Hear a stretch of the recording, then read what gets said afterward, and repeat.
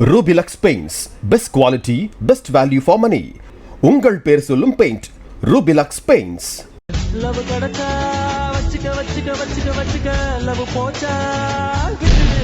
பிரபல அமெரிக்க web சீரிஸான game of த்ரோன்ஸின் Maaveeran John snow கதாபாத்திரத்தை இந்த வைரல் பெண்ணுடன் ஒப்பிட்டு மீம்ஸாக வெளியிட்டு உசுப்பேற்ற ஆரம்பித்திருக்கிறார்கள் இணையவாசிகள்.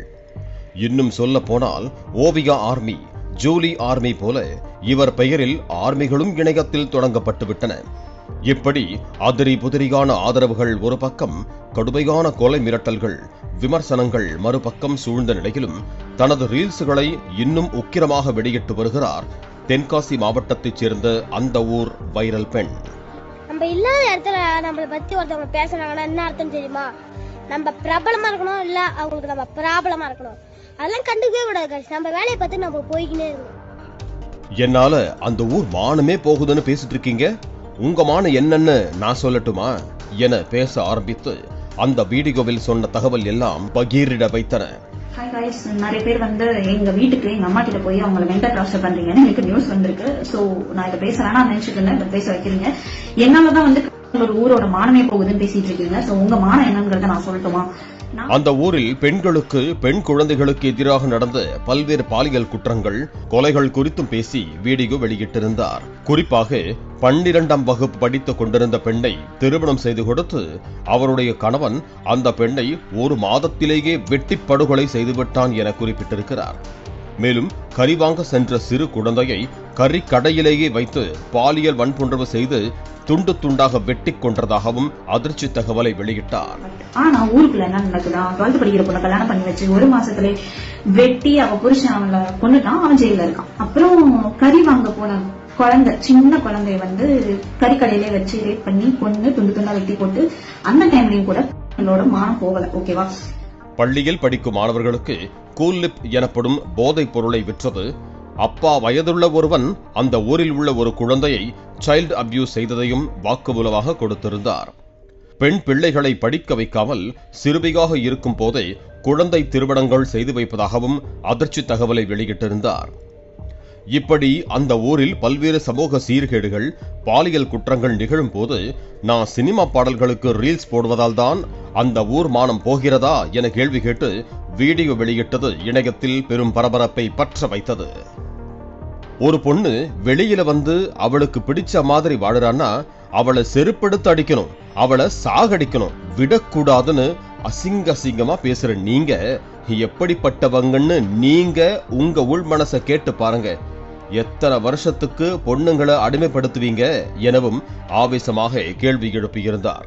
ஒரு பொண்ணு வெளியே அவளுக்கு பிடிச்சதை பண்ணானா, அவளுக்கு பிடிச்ச மாதிரி அவ இருந்தானா அவளை செருப்படுத்து அடிக்கணும், அவளை சாவடிக்கணும், விடக்கூடாது. அசிங்கமா பேசுற நீங்க எப்படிப்பட்டவங்க உங்க உள் மனசு கேட்டு பாருங்க.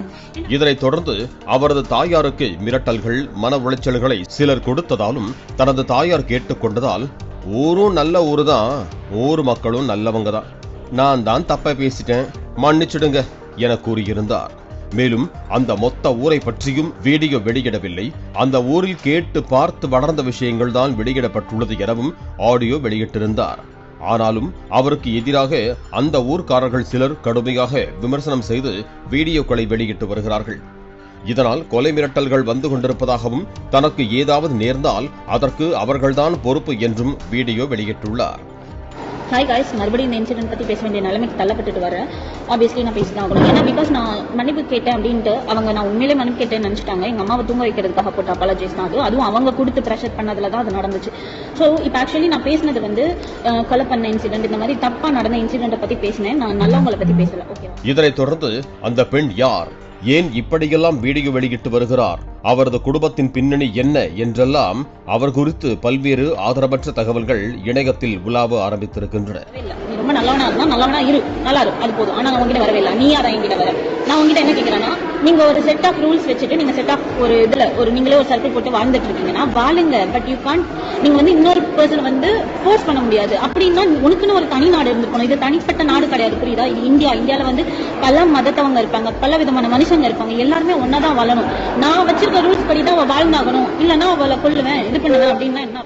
இந்த நிலையில் அவர் இப்படி ரீல்ஸ் வெளியிடுவதன் பின்னணியில் ஒரு காதல் தோல்வி இருந்ததும் அதை அவர் எப்படி கடந்து வந்தார் என்பது குறித்தும் அவரே வெளியிட்ட வீடியோ தற்போது வைரலாக ஆரம்பித்திருக்கிறது. அந்த வீடியோவில் அவர் கூறியிருப்பது இதுதான். எனக்கும் லவ் ஃபெயிலியர் இருந்துச்சு. நானும் ரொம்ப நாளா ஃபீல் பண்ணிக்கிட்டு இருந்தேன். அப்புறம் எனக்கே போர் அடிச்சிடுச்சு. என்னடா ஒரே ஃபீல் பண்ணிக்கிட்டே இருக்குமே அப்படின்னுட்டு. அப்புறம் என்ன யோசிக்க ஆரம்பிச்சேன்னா, என்னோட சந்தோஷத்தை ஏன் நான் இன்னொரு இடத்துல தேடுறேன்? எதுக்கு என்ன இன்னொருத்தவங்க லவ் பண்ணணும்? நமக்கு ஒரு லவ்வர் வேணும். அந்த ஒரு பர்சனை ஏன் நான் தேவையா நினைச்சுக்கணும்? நானே எனக்கு கேள்வி கேட்டுக்கிட்டு எனக்கு நான் போதும்னு முடிவெடுத்துட்டேன். நான் எப்படி மைண்டை சேஞ்ச் பண்ணிக்கிட்டேன்னா, எனக்கு நான் மட்டும்தான். தூக்கி போட்டுட்டு நமக்கு நம்ம தான் நம்மளை பார்த்துக்கணும். சப்போஸ் அதுவும் உங்களுக்கு ஒர்க் அவுட் ஆகலன்னு வையுங்களேன், கடலே இருக்கு, அதுல அவ்வளோ மீன்கள் இருக்கு, ஒரு மீனுக்கு ஏன் அழுவணும் என வெட்க சிரிப்போடு பகிர்ந்து கொண்ட வீடியோ வைரலாகி உள்ளது. எனக்கும் லவ் ஃபெயிலியர் இருந்தது. நானும் ரொம்ப நாளா ஃபீல் பண்ணிட்டு இருந்தேன். அப்புறம் எனக்கே போர் அடிச்சிச்சு, என்னடா ஒரே ஃபீல் பண்ணிட்டே இருக்குமே அப்படின்ட்டு. அப்புறம் ஏன் நான் என்ன யோசிக்க ஆரம்பிச்சிட்டேன்னா, என்னோட சந்தோஷத்தை ஏன் நான் இன்னொரு இடத்துல தேடுறேன்? எதுக்கு என்ன இன்னொருத்தங்க லவ் பண்ணோம், நமக்கு ஒரு லவ்வர் வேணும், அந்த ஒரு பர்சனையே நான் நீடா வச்சுக்கிறேன்னு நானே எனக்கு கேள்வி கேட்டுட்டு எனக்கு நான் போதும். மேலும் லவ் கிடைச்சா வச்சுக்க வச்சுக்க வச்சுக்க வச்சுக்க, லவ் போச்சா விட்டுடுடா என்ற தனுஷ் பட பாட்டையும் பாடி ரீல்ஸ் வெளியிட்டிருக்கிறார்.